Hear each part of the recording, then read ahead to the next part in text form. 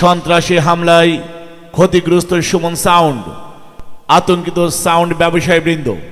Sound oh লাইটের সরঞ্জাম সহ বাদ্যযন্ত্র ভাঙচুর ও লুটপাট, শিল্পী ও কলা কৌশলীদের উপর হামলাকারীদের অবিলম্বে গ্রেপ্তার ও বিচারের দাবিতে আগামী 30শে ডিসেম্বর রোজ সোমবার বেলা 11 ঘটিকায় 30শে ডিসেম্বর রোজ সোমবার বেলা 11 ঘটিকায় কর্মবিরতি এবং মানববন্ধন। স্থান নড়াইল জেলা প্রেস ক্লাবের সামনে। স্থান নড়াইল জেলা প্রেস ক্লাবের সামনে বিশাল মানববন্ধন এবং কর্মবিরতি অনুষ্ঠানের আয়োজন করা হয়েছে। আয়োজনে নড়াইল সদর উপজেলা সাউন্ড লাইট ডেকোরেশন মালিক সমিতির সকল সদস্যবৃন্দ, শিল্পী ও কলা কৌশলী উপস্থিত থাকার জন্য অনুরোধ করা হচ্ছে।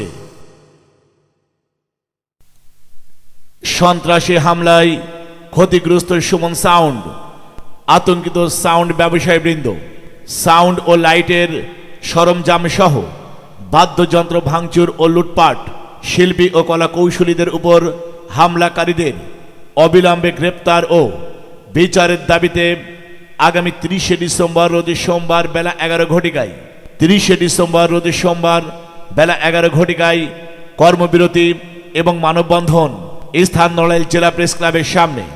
স্থান নড়াইল জেলা প্রেস ক্লাবের সামনে বিশাল মানববন্ধন এবং কর্মবিরতি অনুষ্ঠানের আয়োজন করা হয়েছে।